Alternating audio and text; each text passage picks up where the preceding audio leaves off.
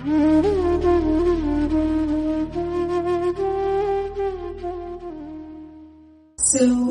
life में बहुत challenges आए, but through it all, I always felt hindsight, someone was always watching over me.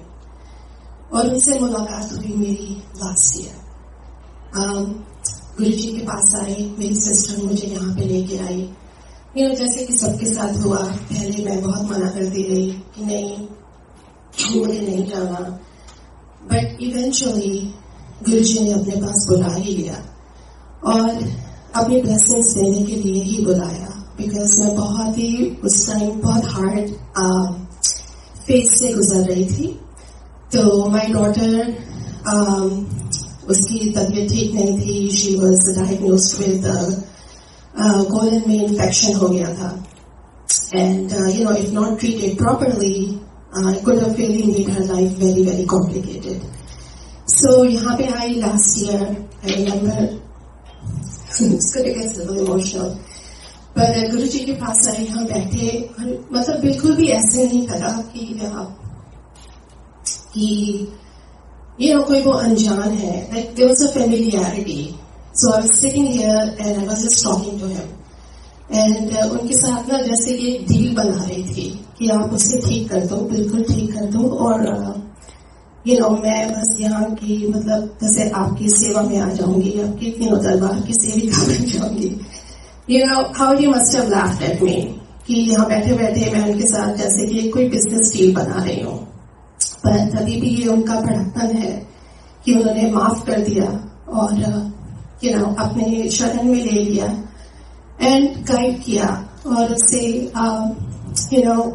he blessed her with the right doctor who gave her the right treatment, and it was all him. हम लोग तो किसी गलत जगह पे जा रहे थे, and Guruji just turned the whole situation around, and she came under the treatment of the right doctor. तो धीरे धीरे वो ठीक होने लगी and I started coming here. मतलब यहाँ पे इतना मुझे फील होता था कि उनका प्यार फील होता था मुझे. And so I just started coming here. So धीरे धीरे situation improve होने लगी, वो ठीक होने लगी. And eventually she wanted to move to New York. उसका वो सपना भी गुरुजी ने पूरा किया. And वो न्यू यॉर्क मूव हो गई सितंबर में. And then October में गुरुजी blessed me with his सेवा. He gave me ज्योत सेवा कि जो मुझे रोज यहाँ पे I have to come and गुरुजी की ज्योत की सेवा. शुक्राना गुरुजी इस सेवा का जो हर सुबह मुझे आपके पास लेके आती है. और what a blessed way to start my day every morning. So लख लख शुक्राना आपका. So फिर धीरे धीरे the life was going very smoothly. Everything was going good. Then came COVID-19. So then my daughter, she came back from New York. So she घर पे आ गई बिल्कुल तो for a few months. And so फिर मुझे लगा कि तब तक आश्रम भी खुला हुआ था. So then I started having doubts. I said, am I exposing her by coming here? Am I going to be exposing her to the virus? And because of her condition, I was afraid. But I उसी दिन सोच रही थी. The Saturday she came, and then Sunday को यहाँ पे आना था. I don't remember whether it was Sunday or Thursday, but one of those days, the day before the satsang. And I was like, what? गुरुजी कभी भी किसी को भी गलत रास्ते पे जाने देंगे ही नहीं.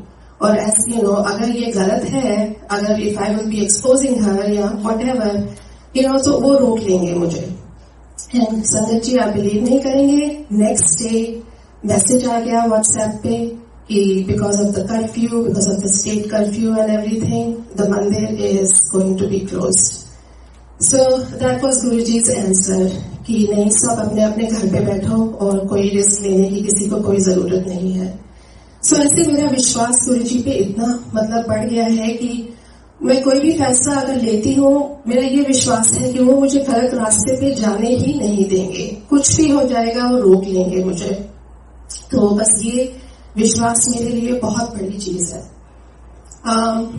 फिर अभी एक हफ्ता गुरुजी के बर्थडे से एक हफ्ता पहले मेरी डॉटर की कोलोनोस्कोपी थी. एंड मन में डाउट था. She was feeling better, everything was going the right way.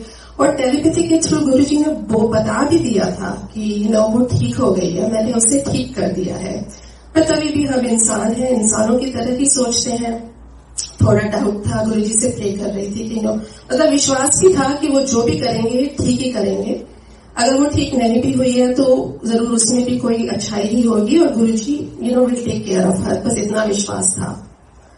तो गए उसकी कोलोनोस्कोपी के लिए and Guruji 100% complete full recovery. And मैं बता नहीं सकती.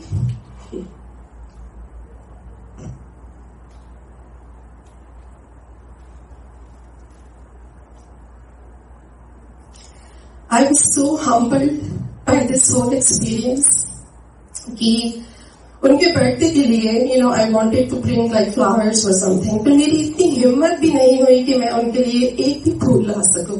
तो मैंने कहा गुरुजी मैं क्या दे सकती हूँ आपको. I cannot give you anything except मेरी श्रद्धा.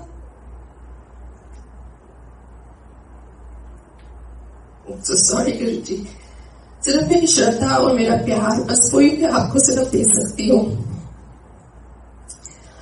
तो बस गुरुजी बस यही शुक्राना है आपका कि आप हमेशा हमारे साथ रहना, अपनी शरण में रखना.